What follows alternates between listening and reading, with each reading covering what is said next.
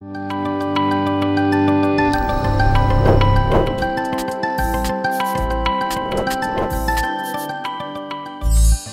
saudara. Hari ini adalah Minggu Kebangkitan. Mari sama-sama kita berikan tepuk tangan bahwa Tuhan kita sudah bangkit. Jesus is alive. Amin, saudara. Kubur kosong, salib sudah tidak ada orangnya, artinya Yesus sudah bangkit. Dan hari ini tuh kita sama-sama merayakannya. Welcome to Gibeon Church. Bagi saudara yang baru joining us, teman-teman yang online, kita mempunyai hashtag bukan tempat untuk orang sempurna. Kita semua disempurnakan oleh kasih karunia Tuhan dan oleh kuasa Injil. Nah, saudara, kita ada di dalam khotbah berseri yang masih ini adalah hari yang terakhir. Kita akan berbicara mengenai Christ, our substitute. Kristus ganti kita. Dan judul khotbah saya hari ini adalah Alive in Me. Nah, saudara, banyak sekali orang-orang Kristen tidak tahu bahwa apakah betul Yesus itu dibangkitkan. Mereka tahu itu, mereka dengar itu dari sekolah minggu, dari khotbah. Tetapi kalau ditanyakan, didebatkan, mereka tidak tahu jawabannya apakah Yesus benar-benar bangkit. Did it really happen? Apakah kebangkitan benar-benar terjadi? Apa yang menyebabkan kita bisa percaya bahwa kebangkitan Yesus, kebangkitan Kristus itu benar-benar terjadi? Nah, hari ini kita akan bahas itu bersama-sama. Apa bukti-buktinya dari Alkitab dan juga dari sejarah. Meskipun ini bukan seminar apologetika, tetapi saya akan memberikan beberapa prinsip apologetika yang saudara bisa lihat bagaimana ini merupakan sesuatu yang bisa dipercayai. Kemudian, lantas jika Yesus Kristus benar-benar bangkit dari kematian, apa signifikansinya? Apa artinya alive in me? What does it mean that Christ has risen? Apa implikasinya terhadap hidup kita? Nah, kita akan baca bersama-sama Matius 28 ayat 1 sampai 20. Kelihatannya banyak, saudara. Jadi ada 4 slide, tiap slide ada 5 ayat. Tetapi setelah itu saya akan masuk khotbahnya. Saudara tidak akan membaca lagi, kita hanya akan membacanya bersama-sama saat ini. Saya akan membaca yang bagian kuning, saudara baca bagian putih. Kita akan bergantian membacanya supaya saudara tahu benar-benar bagaimana cerita kebangkitan ini. Oke? Matius 28 ayat 1. Dan kemudian judul perikopnya adalah kebangkitan Yesus. Setelah hari Sabat lewat, menjelang menyingsingnya fajar pada hari pertama minggu itu, pergilah Maria Magdalena dan Maria yang lain menengok kubur itu. Ayat 2. Terjadilah gempa bumi yang hebat, sebab seorang malaikat turun dari langit dan datang ke batu itu dan menggulingkannya lalu duduk di atasnya. Wajahnya bagaikan kilat dan pakaiannya putih bagaikan salju. Ayat 4. Dan penjaga-penjaga itu gentar ketakutan dan menjadi seperti orang-orang mati. Akan tetapi malaikat itu berkata kepada perempuan-perempuan itu, janganlah kamu takut, sebab aku tahu kamu mencari Yesus yang disalibkan itu. Saudara, ia tidak ada di sini sebab ia telah bangkit, sama seperti yang telah dikatakannya. Mari, lihatlah tempat ia berbaring. Dan segeralah pergi dan katakanlah kepada murid-muridnya bahwa ia telah bangkit dari antara orang mati. Ia mendahului kamu ke Galilea. Di sana kamu akan melihat dia. Sesungguhnya aku telah mengatakannya kepadamu. Ayat 8. Mereka pergi sendiri dan kubur itu dan sukacita yang besar dan berlari cepat-cepat untuk memberitahukannya kepada murid-murid Yesus. Tiba-tiba Yesus berjumpa dengan mereka dan berkata, salam bagimu. Mereka mendekatinya, memeluk kakinya serta menyembahnya. Ayat 10. Maka kata Yesus kepada mereka, jangan takut, pergilah dan katakanlah kepada saudara-saudaraku supaya mereka pergi ke Galilea dan di sanalah mereka akan melihat aku. Ketika mereka di tengah jalan, datanglah beberapa orang dari penjaga itu ke kota dan memberitahukan segala yang terjadi itu kepada imam-imam kepala. Ayat 12. Dan sesudah berunding dengan tua-tua, mereka mengambil keputusan lalu memberikan sejumlah besar uang kepada serdadu-serdadu. Dan berkata, kamu harus mengatakan bahwa murid-muridnya datang malam-malam dan mencurinya ketika kamu sedang tidur. 14. Dan apabila hal ini kedengaran oleh wali negeri, kami akan berbicara dengan dia sehingga kamu tidak beroleh kesulitan apa-apa. Mereka menerima uang itu dan berbuat seperti yang dipesankan kepada mereka. Dan cerita ini tersiar di antara orang Yahudi sampai sekarang ini. Ayat 16, saudara. Dan ke-11 murid itu berangkat ke Galilea di bukit yang telah ditunjukkan Yesus kepada mereka. Ketika melihat dia, mereka menyembahnya, tetapi beberapa orang ragu-ragu. Ayat 18, Yesus mendekati mereka dan berkata, "Kepadaku telah diberikan segala kuasa di surga dan di bumi. Karena itu pergilah, jadikanlah semua bangsa muridku dan baptislah mereka dalam nama Bapa dan Anak dan Roh Kudus." Ayat 20, "Dan ajarlah mereka melakukan sesuatu yang telah kuperintahkan kepadamu. Dan ketahuilah, aku menyertai kamu senantiasa sampai kepada akhir zaman." Amin. Nah, pertanyaan dan poin saya hanya dua hari ini, yaitu benarkah ini terjadi? Apa signifikansinya bagi kita? Nah, our culture is very skeptical culture. Saudara perlu tahu. Nah, kalau saudara tidak pernah bergumul dengan dengan dua pertanyaan ini, saya mengajak saudara untuk mulai bergumul, karena saya ingin berkata kepada saudara adalah sangat tidak bertanggung jawab sebagai orang Kristen kalau kita tidak pernah bergumul terhadap dua pertanyaan ini. Karena kalau saudara hanya percaya dan saudara ditanyain orang, nanti saudara jawabnya apa? Katanya mamaku, katanya papaku, katanya suamiku, katanya istriku, katanya Pak Pendeta.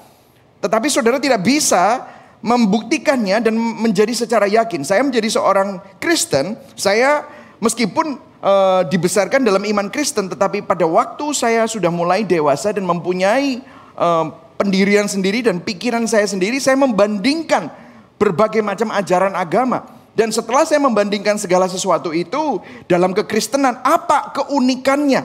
Apa yang menjadi sesuatu yang saya bisa yakin, oh ternyata memang benar, ini yang benar. Nah, di dalam pencarian kita terhadap kebenaran, saudara perlu menggumulkan pertanyaan-pertanyaan yang susah seperti ini. Ada pengajaran, bahkan dalam kekristenan sendiri pun ada pengajaran yang berbeda-beda.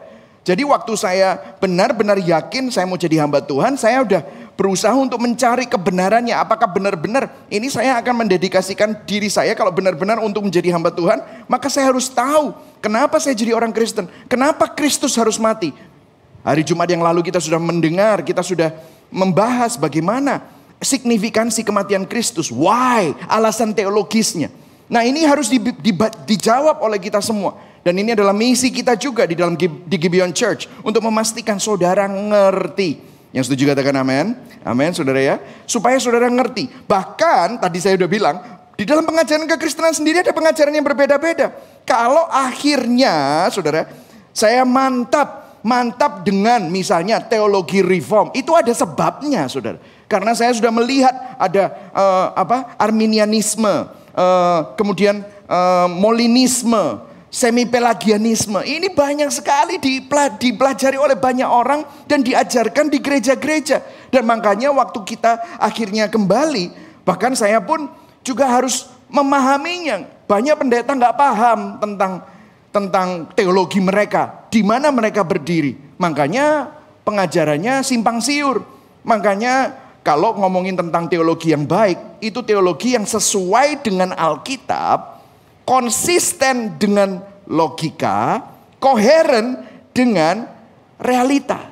Yang setuju katakan amin. Amin saudara. Ini penting sekali, dan selama ini setelah saya mempelajarinya, dan itulah sebabnya waktu saya mempelajari Martin Luther, mempelajari John Calvin, ini bukan meninggikan individu, tetapi ini adalah bapak-bapak gereja, Agustinus, bapak-bapak gereja yang sudah terlebih dulu menggumulkan semua pertanyaan-pertanyaan yang pernah ada. Dan itulah sebabnya saudara, kalau kita memuji Tuhan, menyembah Tuhan, jadi orang Kristen, ada orang yang bilang gini, Pak, Bapak itu harus pakai iman, tidak bisa pakai ini.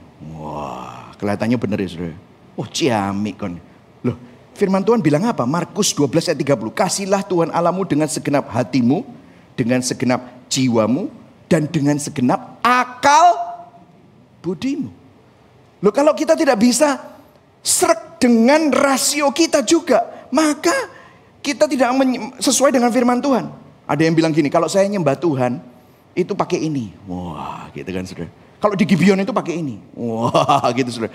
Loh, ini sama ini tidak bisa dipisahkan. Yang setuju katakan amin. Saudara harus bisa menjelaskannya.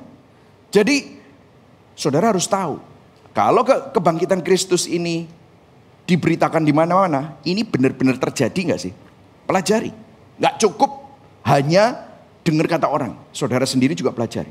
Kemudian mempelajari saja nggak cukup. kita harus tahu artinya, maknanya, signifikansinya dalam hidup kita. Yang setuju katakan amin? Amin. Nah, benarkah ini terjadi? Di poin ini ada tiga hal.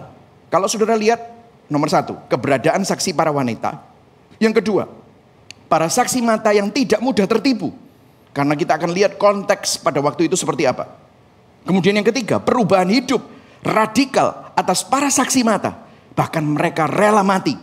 Bahkan kekristenan makin meledak semakin waktu mereka mengalami siksaan dan penganiayaan. Jadi yang pertama, benarkah ini terjadi? Nomor 1, keberadaan saksi mata wanita. Nah, kalau saudara tadi baca di ayat ke-8 dan ayat ke-10, malaikat itu berkata kepada perempuan-perempuan itu.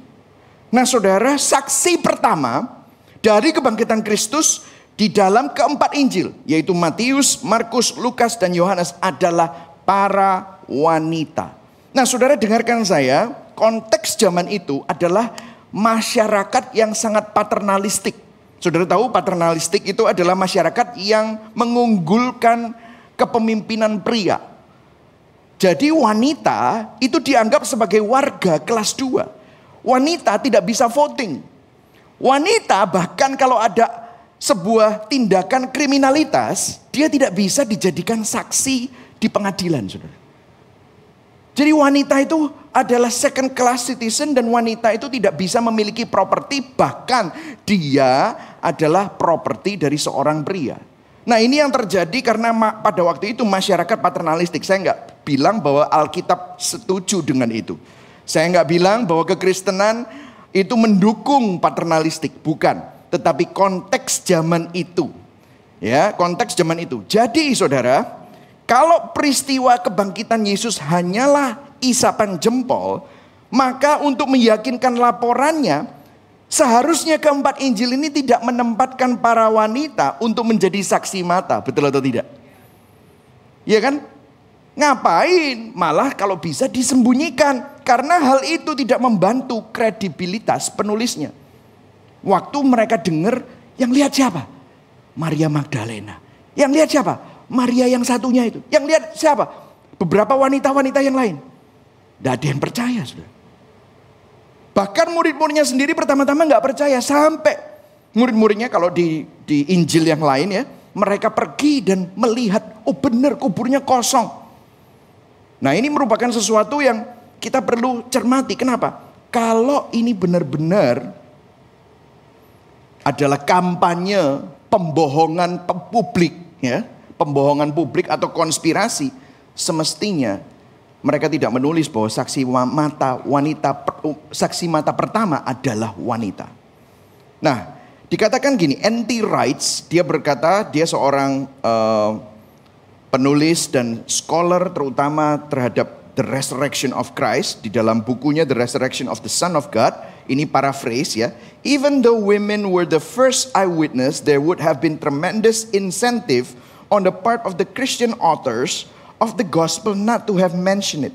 Meskipun wanita adalah benar-benar saksi mata pertama, sebenarnya merupakan suatu keuntungan yang luar biasa di pihak penulis Kristen, terutama penulis Injil, untuk tidak menyebutkan mereka. Mengapa tidak langsung saja menuliskan kepada Petrus dan para rasul dan juga Paulus? Karena saat itu wanita memiliki status yang sangat rendah. Jadi kalau ini benar-benar ditulis, kenapa kok begitu ditulis transparan? Satu-satunya kemungkinan kenapa kok para rasul ini menulis dengan begitu transparan, karena ini benar-benar terjadi. Amin, saudara. Meskipun menuliskan bahwa wanita sebagai saksi ini tidak menguntungkan, tetapi kenyataan bahwa Yesus, dengarkan saya, justru pertama kali menampakkan diri kepada para wanita, menunjukkan bahwa Yesus menghargai wanita yang saat itu dianggap rendah. Inilah nilai Injil. Yang dibuang oleh dunia justru dihargai Allah. Yang dianggap rendah oleh masyarakat justru dicintai Allah. Amin, saudara. Itulah sebabnya Yesus pertama kali, bahkan dia pertama kali dengan sengaja menunjukkan diri kepada Maria dan Maria Magdalena. Nah, saudara, kalau saudara perhatikan sejarah, Bahkan para wanita ini seperti Maria Magdalena dan Maria yang satunya, Lukas menyebut mereka dengan nama sebagai saksi mata. Ini tidak ada kamera, nggak ada Instagram, jadi mereka dibilang adalah seperti sebuah catatan kaki. Ini loh orang-orang yang lihat Yesus, nama-namanya. Dan apa yang terjadi, Maria Magdalena dan Maria itu mempunyai hidup yang panjang. Kalau saudara perhatikan, Matius itu ditulis 30 tahun setelah Yesus bangkit. Jadi mereka terus menceritakan apa yang mereka saksikan. Dan ini menjadi bukti bahwa Kristus telah bangkit. Jadi ada kubur kosong, ada saksi-saksi matanya, termasuk para wanita. Saudara dapatkan ini ya. Nah, mungkin para skeptis berkata, oh zaman dulu orang itu mudah ditipu, sekarang aja banyak penipuan, buktinya robot trading itu, lihat. Ya saudara ya kan. Mungkin saudara kena tipu, mungkin saudara jadi korbannya gitu ya. Banyak settingan, jangan-jangan ini adalah rencana busuk, konspirasi. Nah, kita masuk yang kedua. Benarkah ini terjadi? Karena yang kedua, para saksi mata yang tidak mudah tertipu. Kalau saudara lihat di ayat 16-17, ini lucu loh saudara. 16-17 dikatakan waktu Yesus ini mau naik ke surga, dan ke-11 murid itu berangkat ke Galilea, ke bukit yang telah ditunjukkan Yesus kepada mereka. Ayat 17, kita baca sama-sama ayat 17. 1, 2, 3. Ketika mereka melihat dia, mereka menyembahnya, tetapi apa? Tetapi beberapa orang ragu-ragu. Bukankah ini menarik saudara? Menarik loh ini. Kok lucu ya? Ini bukan model tulisan kampanye saudara. Ini bukan model tulisan konspirasi. Ini bukan model tulisan pembohongan publik. Bukan. Karena kalau konspirasi, kampanye, pembohongan publik, semua yang bagus-bagus saja ditulis. Pertama kok wanita dimasukkan. Yang kedua kok ditulis bahwa mereka waktu melihat Yesus, mereka dapat melihat Yesus, mereka dapat mendengar Yesus, mereka dapat menyentuh Yesus. Tetapi beberapa orang dari mereka ragu-ragu. Kalau ingin mengarang cerita, apakah Anda akan menyebutkan bahwa beberapa para rasul pendiri gereja ragu-ragu? Kalau sampai benar-benar ragu-ragu, mungkin kalau ini adalah pembohongan publik, mestinya tidak perlu ditulis. Betul atau tidak? Pastor Michael ragu-ragu, gembala sidang Gibeon Church. Kira-kira saudara kalau saya tulis itu di koran atau di website Gibeon Church, saudara, lapo aku nang gereja, wong pastor dewe, ya ragu-ragu. Betul nggak saudara? Mungkin saudara akan berpikir seperti itu. Yang justru ini menunjukkan bahwa ini bukan legenda atau dongeng. Orang Yahudi abad pertama percaya kebangkitan, tetapi di akhir zaman bangkitnya, bukan bangkit secara tubuh. Nah makanya waktu mereka melihat Lazarus bangkit, mereka kaget. Waktu anak Yairus bangkit dari orang mati, mereka kaget. Nah mungkin ada yang bilang gini, oh makanya Yesus bangkit gak ada yang kaget. No, mereka kaget. Kenapa? Yesus bangkit dengan tubuh kemuliaan. Saudara. Mereka melihat Yesus masuk ke ruangan yang dikunci dari dalam. Boom, Yesus masuk. Kemudian setelah Yesus ketemu sama Thomas, tiba-tiba boom, Yesus keluar. Kuncinya dan pintunya tidak pernah terbuka. Mereka kaget. Tetapi ini bukan roh. Kenapa? Karena waktu Yesus ketemu sama Petrus, Yesus makan ikan bakar sama Petrus. Jadi Yesus ini dengan tubuh kemuliaan bisa makan. Tapi mungkin semua kolesterol karsinogen, semua lemaknya tidak bisa mempengaruhi tubuhnya. Ini luar biasa. I cannot wait for that. Saya kepingin nanti kalau punya tubuh kemuliaan tuh enak ya, bisa makan apa adanya gitu saudara. Sekarang saya harus jaga makan gitu ya. Bahkan Yesus pun sendiri bilang bahwa tubuhku adalah tubuh kemuliaan. Ya kan? Nah, jadi kalau saudara lihat first century Jews itu ya, orang-orang Yahudi di abad pertama, itu untuk meyakinkan mereka juga tidak mudah. Untuk meyakinkan penyembah YHWH, Yahweh, Allah Yahweh. Untuk menyembah manusia, itu tidak mudah. Karena mereka dari dulu diajarkan Allah itu esa. Makanya waktu Yesus bilang akulah inkarnasi, aku sama dengan Bapa. Bapa dan aku satu. Kok bisa manggil Bapa? Itu adalah sebuah konsep yang benar-benar menggoncangkan teologi mereka. Jadi nggak mudah untuk meyakinkan abad pertama orang-orang Yahudi ini. Tetapi kalau mereka bisa sampai yakin, saudara kalau ada di tempat mereka, mungkin saudara pun juga akan skeptis.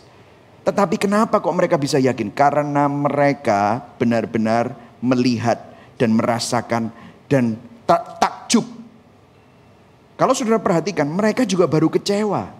Coba bayangkan, Petrus saja baru menyangkali Yesus 3 kali. Makanya semua orang tahu, Petrus itu mau kembali jadi nelayan.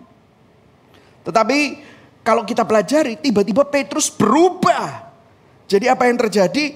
Ini merupakan sesuatu yang sangat signifikan, saudara. 1 Korintus 15 ayat 3-9, Rasul Paulus bahkan berkata begini. Ini kenapa saya ngomong 1 Korintus 15, karena kita ngomongin Petrus.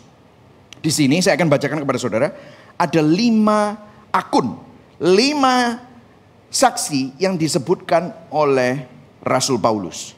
Termasuk dirinya sendiri yang kelima.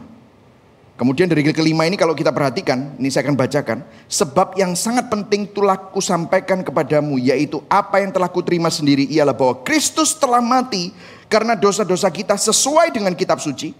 Ayat yang keempat, ia dikuburkan dan bahwa ia telah dibangkitkan pada hari yang ketiga sesuai dengan kitab suci. Jadi sesuai dengan nubuatan. Ayat 5, bahwa ia telah menampakkan diri kepada Kefas. Kefas ini siapa? Petrus. Kenapa kok disebut nama? Karena semua orang tahu Kefas adalah murid yang paling kecewa. Sampai menyangkali Yesus 3 kali. Bahkan kembali jadi nelayan. Kefas. Dan dia sekarang jadi kepala gereja. The chief of apostle. Dan kemudian kepada ke-12 muridnya. Dan ayat 6. Jadi Kefas, ke-12 muridnya. Sesudah ia menampakkan diri kepada lebih dari berapa saudara? 500 orang, 500 saudara sekaligus. Kebanyakan dari mereka masih hidup sampai sekarang. Jadi saksi mata. Tetapi beberapa di antaranya telah meninggal. Ayat 7. Selanjutnya ia menampakkan diri kepada siapa?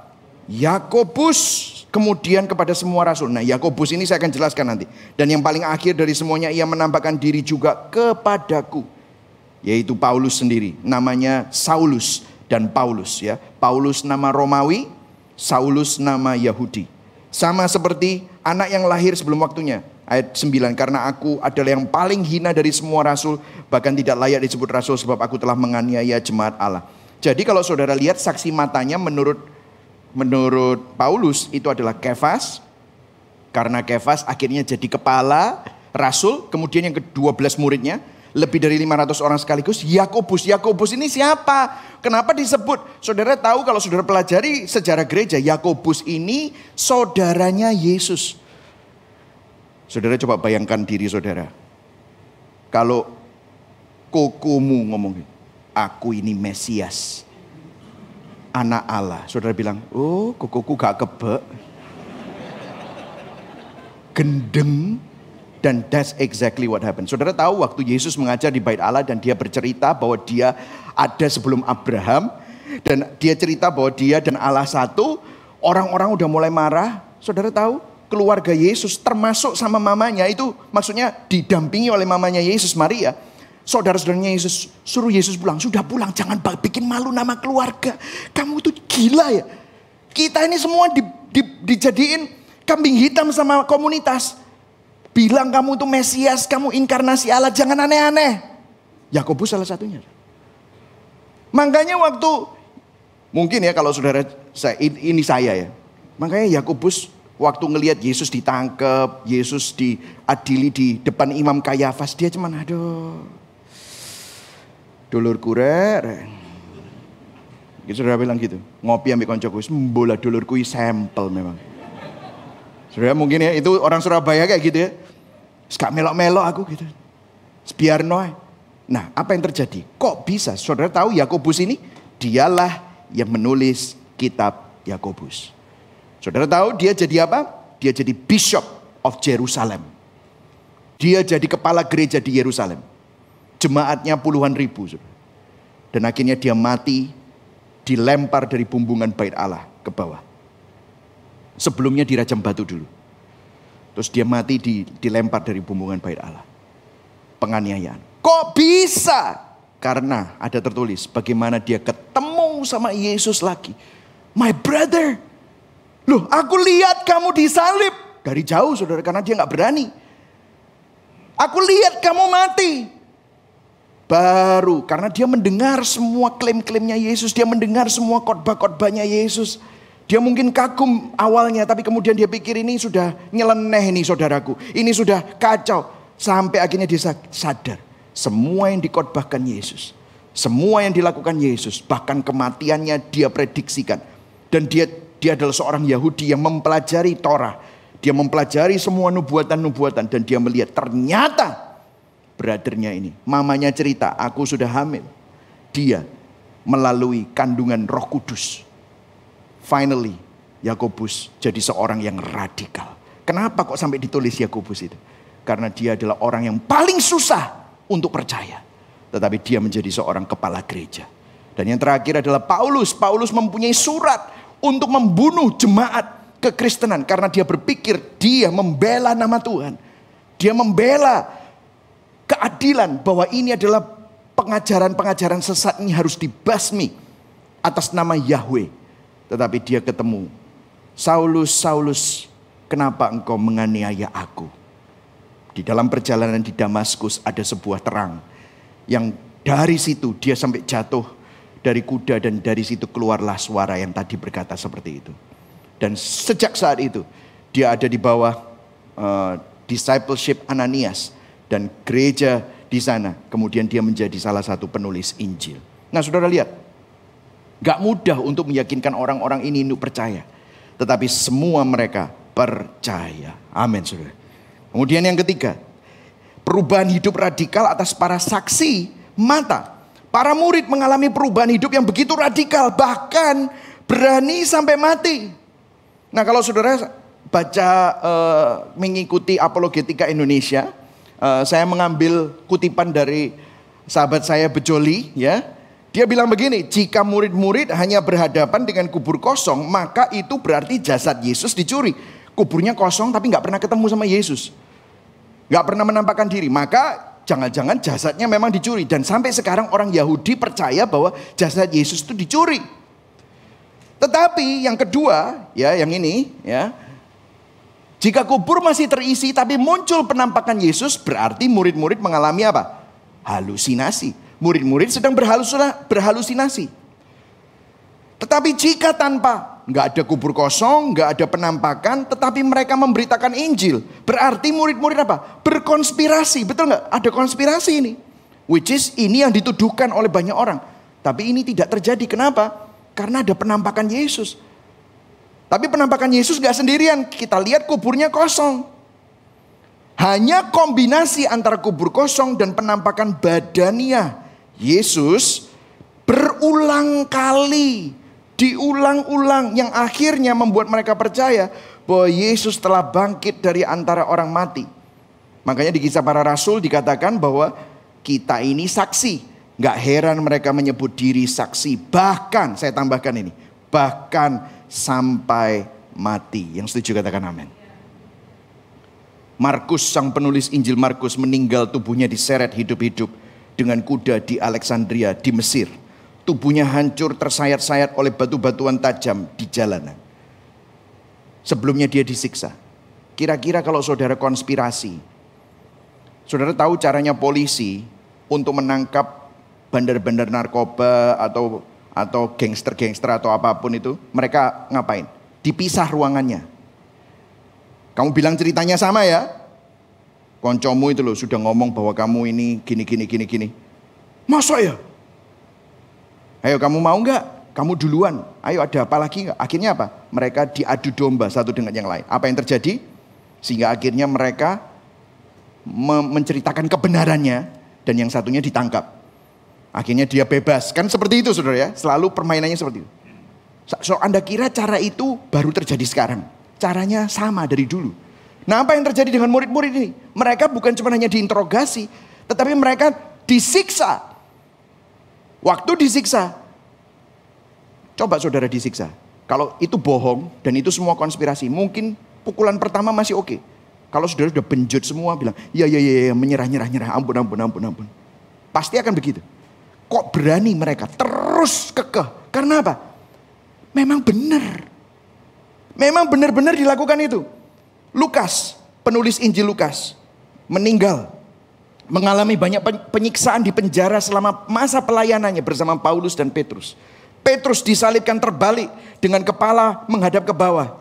Hal itu terjadi atas permintaannya. Dia merasa bahwa dia tidak layak disalibkan seperti Yesus. Filipus mati disalib. Simon orang Zelot mati disalib. Bartolomeus yang dikenal sebagai Nathanael meninggal di Armenia karena dihukum cambuk sampai semua kulitnya hancur terlepas. Thomas meninggal di India, badannya ditarik dan dipisahkan oleh 5 ekor kuda dan ditombak. Rasul Yakobus dipenggal oleh Raja Herodes. Walaupun disiksa, Yakobus tidak pernah menyangkal Yesus Kristus, bahkan berusaha menjadi saksi Kristus kepada orang yang menyiksanya. Salah satu yang mendengarkan kesaksian Yakobus adalah orang Romawi yang turut menyiksa. Pada akhirnya orang Romawi tersebut mendampingi Yakobus pada saat ia menjalani hukuman penggal. Bayangkan, orang Romawi yang menyiksa Yakobus. Yakobus bersaksi, orang Romawinya bertobat, orang Romawinya lepas semua, ikutan mati dipenggal. Yakobus saudara Yesus dirajam kemudian dilempar dari bumbungan bait Allah. Andreas meninggal dengan cara disalib seperti Petrus di Yunani. Thomas meninggal karena dihujani tombak sebelum ia dilempar ke dalam perapian. Yakobus anak Alfeus meninggal dengan cara dilemparkan dari bumbungan bait Allah di tempat yang sama di mana setan mencobai Yesus Kristus. Matias pengganti Yudas Iskariot dipenggal kepalanya di Yerusalem. Paulus menjadi martir, dipancung, dipenggal di bawah penguasa Nero.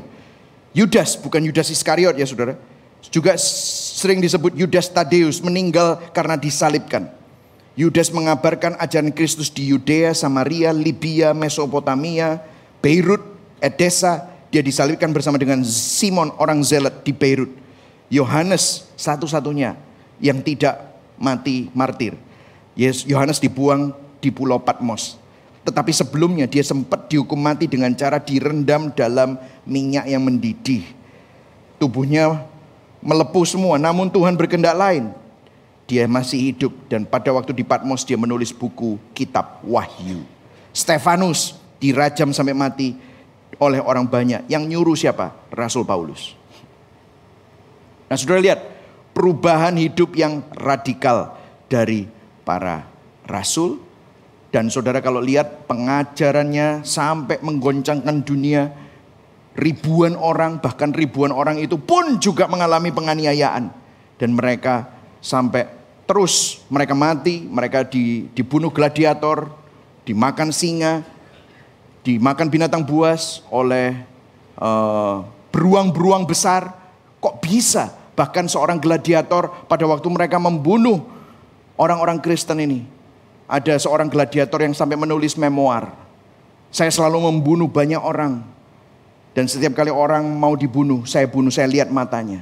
Semua orang selalu punya mata yang ketakutan. Tetapi waktu saya bunuh orang Kristen, kenapa mata mereka itu bisa penuh dengan damai, gak takut, bahkan bisa tersenyum. Aku pengen tahu, apa yang menyebabkan orang itu bisa seperti itu. Sampai dia akhirnya cari kebenarannya. Dan dia mendengarkan ajaran kekristenan. Dan salah satu gladiator ini juga bertobat menjadi seorang yang mengikut Yesus. Nah saudara lihat, ini bukan sesuatu yang abal-abal, ini sesuatu yang benar-benar terjadi. Nah ini sampai di sini dulu, karena sebenarnya saya pernah bikin paper sampai beberapa puluh halaman mengenai the resurrection of Christ. Kita hanya melihat apa yang ada di Alkitab, kita belum melihat apa yang ada di sejarah. Tetapi saya berdoa supaya saudara melihat ketiga hal ini. Saudara lihat, dari Alkitab saja, penulisan Alkitab, caranya sudah berbeda. Nah, apa signifikansinya bagi kita? Nah, signifikansinya bagi kita ada 4 hal. Cepat, don't worry, jangan takut saudara ya. Saudara udah mungkin nervous, mateng be, ini 4. Kapan kita makan soto gitu saudara ya, mungkin saudara berpikir seperti itu. Ini minggu kebangkitan Kristus, oke saudara. Dia bersama kita dalam kedaulatannya, dia bersama dengan kita dengan kuasa Injilnya, dia bersama kita melalui gerejanya, dia bersama kita secara pribadi. Saudara jujur, saya menyiapkan ini 2 hari, saya sampai terharu dan saya sampai mengeluarkan air mata pada waktu saya menyiapkan terutama bagian ini saudara. Jadi yang pertama, dia bersama kita dalam kedaulatannya. Apa maknanya? Maksudnya apa? Saudara kalau kita perhatikan di Matius 28 ayat 18. Yesus mendekati mereka dan berkata, kepadaku telah diberikan segala kuasa di surga dan di bumi.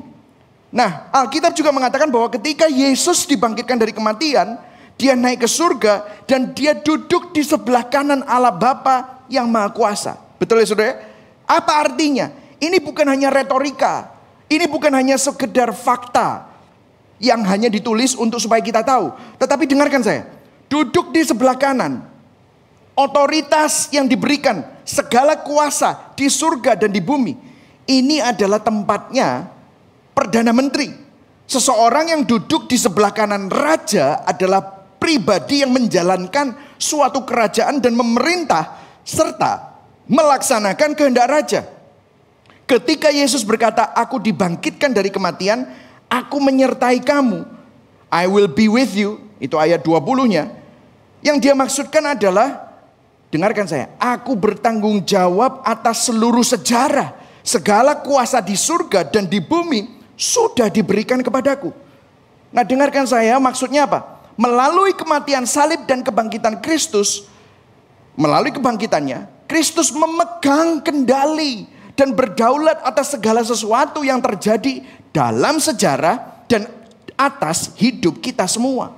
Kalau saudara perhatikan gini, di atas salib, kalau saudara lihat salib, apa yang buruk, apa yang mengerikan, apa yang tragis, apa yang tidak berperi kemanusiaan, itu dialami Yesus.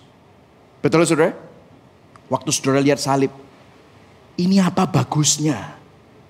Ngeri, exactly. Saudara lihat sejarah. Waktu saudara lihat pembunuhan massal. Waktu saudara lihat kekejaman yang dilakukan oleh kerajaan-kerajaan. Pembunuhan massal oleh Hitler. Pembunuhan massal oleh diktator-diktator.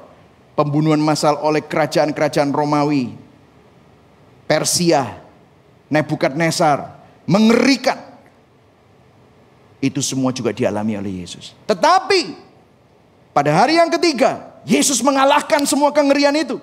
Dia bangkit dan dia berkata, segala kuasa, segala otoritas di bumi dan di surga diberikan kepadaku. Dan bahkan waktu dia naik ke surga, dia duduk di sebelah kanan Allah Bapa. Artinya apa? Yesus berdaulat. Saudara, di dalam hidup kita ada banyak hal yang saudara tidak bisa jelaskan. Ada banyak hal yang saudara tidak bisa mengerti kenapa itu harus terjadi. Tetapi dengarkan saya, kalau yang paling mengerikan dan yang paling buruk di atas kayu salib, Yesus kalahkan. Dan sekarang Yesus sudah bangkit. Dan dia ada bersama dengan kita. Maka di dalam setiap hidup saudara, mungkin saudara tidak bisa menjelaskannya. Tetapi saudara tahu bahwa dia adalah Tuhan yang berdaulat. Dia adalah Tuhan yang in control, memegang kendali. Saudara tidak bisa menemukan jawabannya, saudara tidak bisa menemukan kebaikannya, tetapi waktu saudara melihat salib, waktu saudara melihat kematian Kristus, waktu saudara melihat kebangkitan Kristus, saudara bisa berkata, engkau berdaulat. Saudara, saya kasih contoh, Horatio Spafford. Horatio Spafford adalah penulis lagu It Is Well With My Soul. Sewaktu hidupku tenang dan aman, ataupun susah menimpa, ya.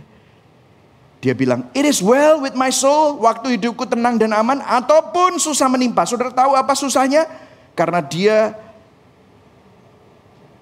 tidak pergi dengan anak-anaknya dan istrinya untuk pergi naik kapal. Dan saudara tahu, 4 anak perempuannya tenggelam di kapal. Dia baru mengalami kebakaran.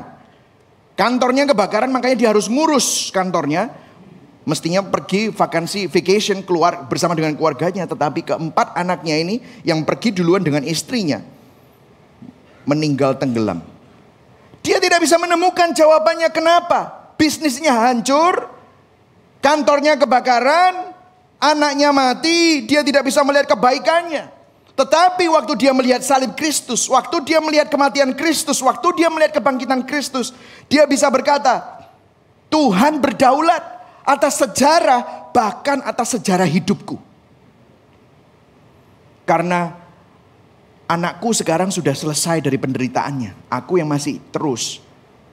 Tetapi aku tahu, Allah turut bekerja dalam segala sesuatu untuk mendatangkan kebaikan. Kebaikannya aku masih belum bisa lihat, tetapi aku tahu Tuhan tetap baik. Makanya dia berkata, it is well with my soul. Anda melihat semua kejahatan di bumi, lihatlah kejahatan yang ada di kayu salib.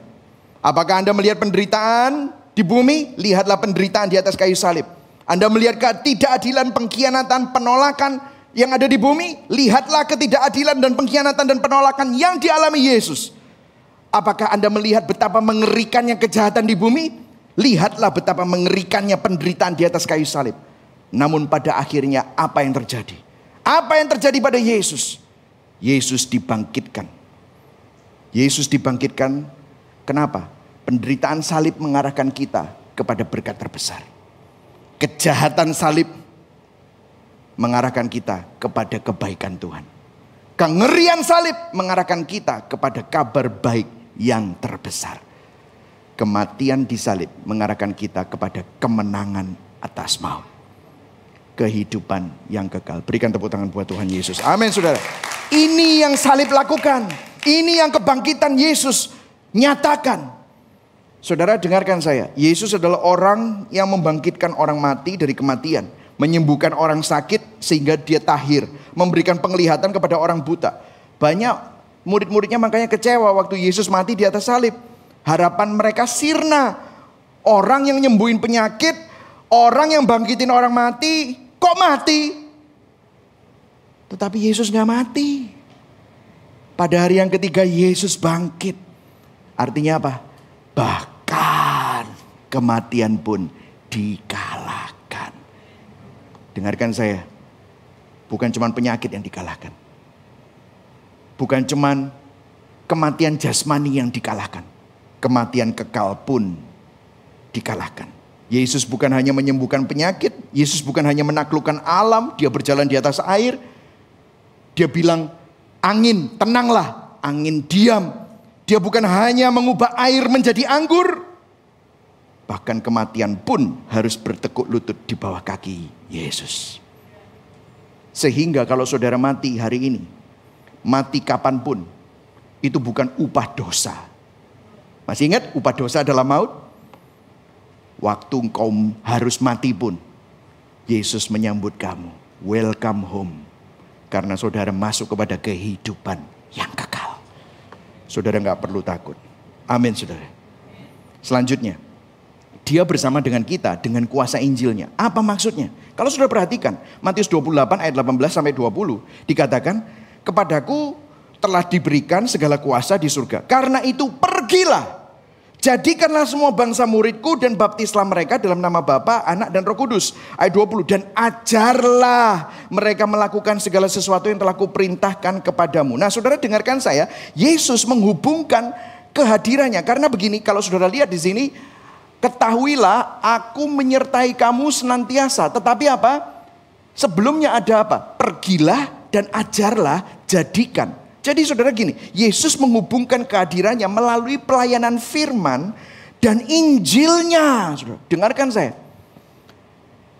Yesus bilang gini, kalau kamu baca firman, kalau kamu mengajarkan firman Kristus, Injil Kristus, I will be with you.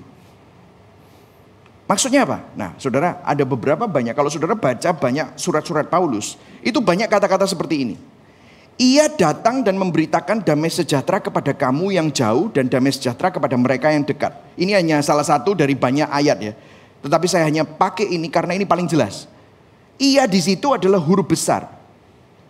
Ia itu, ayat 17 itu mestinya ada tulisannya iya ya. Nah, iya ayat 17 itu ada tulisannya ia, itu berbicara mengenai Yesus. Ia itu siapa? Yesus.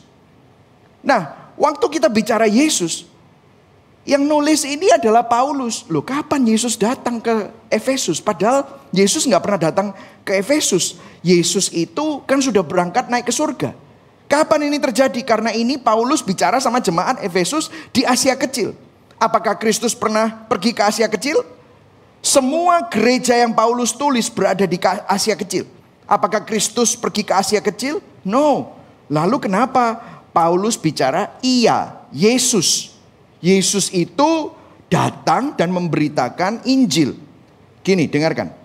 Paulus mengatakan bahwa ketika seseorang mengkhotbahkan Injil, waktu seseorang bicara tentang Kristus, ketika saudara dan saya membaca Injil melalui Alkitab, dengarkan saya, Kristus sedang berkhotbah kepada Anda. Kristus sedang berkhotbah kepada Anda. Waktu seseorang berkhotbah Injil kepada sebuah gereja, itu bukan orang itu yang khotbah, tetapi Kristus. Jadi waktu Anda mendengarkan khotbah yang berpusat pada Injil, itu bukan sekedar pidato. Itu bukan sekedar hanya orasi. Tetapi waktu Kristus diberitakan, waktu segala sesuatu yang dibicarakan mengenai firman itu adalah Kristus. Kristus sendirilah yang berkhotbah. Makanya saudara, saya ini kadang-kadang ya bingung karena seringkali saya di DM orang. Ini online loh saudara. Orangnya di luar negeri, orang Indonesia. Orangnya di luar kota. Saudara lihat online. Itu enggak ada sound systemnya, enggak ada suasananya.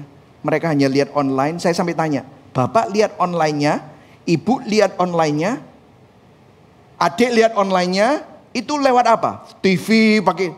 Atau cuman hanya HP? HP Pak, HP, tablet. Pakai ini? Enggak, saya cuman hanya lihat gitu aja. Mereka cerita, saya nggak tahu ya, Bapak itu ngomongnya Jawa, teriak-teriak.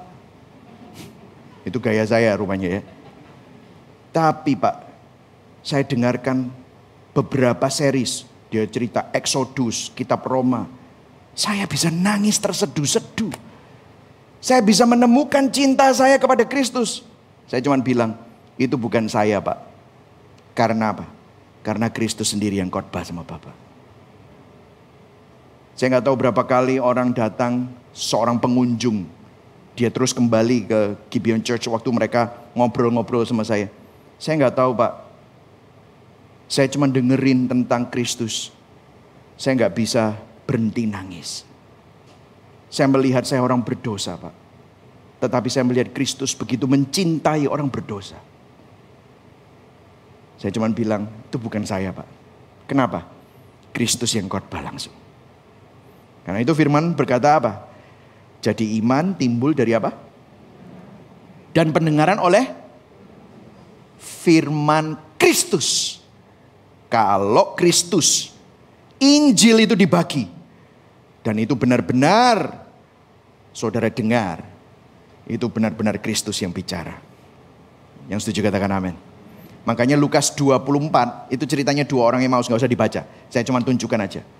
Dikatakan, bukankah hati kita berkobar-kobar ketika ia itu yang sama ya, berbicara dengan kita di tengah jalan, ketika ia menerangkan kitab suci kepada kita. Menerangkan kitab suci kepada kita. Lalu bangunlah mereka dan terus kembali ke Yerusalem. Terbukalah mata mereka, hati mereka berkobar-kobar. Kenapa? Karena Kristus sendiri yang bicara. Makanya saudara kalau ngomongin tentang gospel center, gereja ini kembali kepada Injil. Kenapa? Karena I'm done. Saya nggak mau bicara mengenai motivasi, saya nggak mau bicara tentang moralitas, saya nggak mau bicara. Itu sudah dilakukan oleh banyak motivator-motivator. Saudara silakan pergi ke sana. Kalau saudara mau mendapatkan motivasi. Tetapi kalau saudara ingin mendengar Kristus sendiri yang khotbah, biarlah Injil ini menjadi pusat dari semua yang kita lakukan. The gospel is the power of God. Roma 1 ayat 16, Injil adalah kekuatan Allah. Yang setuju katakan amin. Kemudian yang ketiga, saya hampir selesai. Dia bersama kita melalui gerejanya. Coba kita dengar bersama-sama, kita baca sama-sama. Karena itu pergilah, jadikanlah semua bangsa muridku, baptislah mereka, jamak, semua bangsa, atas nama Bapa, Putra dan Roh Kudus, dan ajarlah mereka. Aku menyertai kamu. Bahasa Inggris you itu adalah kamu individu, tetapi juga kamu yang adalah konotasinya kalian. Nah itu bahasa Inggris. Tetapi kalau saudara bahasa Inggris itu di daerah Southern, itu orang Texas gitu ya. Kalau ngomong you itu you satu atau you banyak, itu dia ngomongnya you all. y'all, gitu saudara. Ya, it's all about you all. Nah, ini bukan you satu, saudara, tetapi you all. Bahasa Yunani di sini kamu bukan hanya kamu individu, tetapi komunitas kalian. Nah, ini sangat signifikan. Kenapa? Kehadiran Kristus akan semakin nyata secara khusus dalam komunitas orang percaya. Dengarkan saya.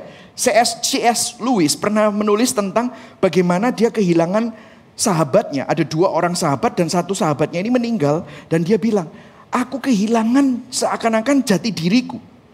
Dan dia bilang ini sangat biblical. Kenapa? Tidak mungkin seseorang itu bisa kenal dirinya sendiri kalau tidak ada orang yang menolong dia untuk melihat kelemahannya dia. Kalau tidak ada komunitas yang mengingatkan dia akan kelebihannya dan kelemahannya. Jadi sebenarnya kata-kata it takes a village to raise a child, itu ya. Dibutuhkan sebuah desa atau sebuah komunitas untuk membesarkan seorang anak. Itu betul, saudara. Kenapa? Karena kehadiran Kristus itu nggak bisa dirasakan hanya sendirian. Anda tidak bisa mengenal Tuhan sendirian. Anda hanya bisa melihat Tuhan itu dalam konteks komunitas, konteks gereja. Anda butuh orang lain. Anda butuh orang yang mendoakan, bercerita, kesaksian, menegur, menasehati. Karena disitulah, dengarkan saya, disitulah waktu seseorang itu bilang sama Anda, Yesus cinta kamu. Tuhan itu sudah menerima kamu. Dengarkan saya. Seperti tadi Kristus berkhotbah, Kristus juga ngomong sama kita semua melalui teman-teman kita. Betul atau tidak? Melalui komunitas orang percaya. Makanya penting banget saudara tergabung dalam komunitas. Makanya penting banget siapa yang menjadi sahabat terbaikmu. Kalau orang yang menjadi sahabat terbaikmu itu bukan orang yang tahu Injil, bagaimana saudara bisa mendapatkan good counsel, good advice? Dietrich Bonhoeffer dia bilang begini, ketika kita mengaku dosa dan bercerita kepada saudara-saudara seiman kita, benteng pembenaran diri dirobohkan. Pembicaraan mengenai dosa dan keterbukaan mematahkan kebiasaan kita untuk menipu diri sendiri. Siapa yang bisa melihat bahwa saudara ini sedang menipu diri sendiri? Ya temanmu, saudaramu. Demikian juga anugerah dan pengampunan menjadi semakin terasa nyata saat hal itu diucapkan oleh saudara-saudari seiman dalam konteks komunitas Injil. Dari buku Life Together. Dengarkan saya, saudara nggak bisa hidup sendirian.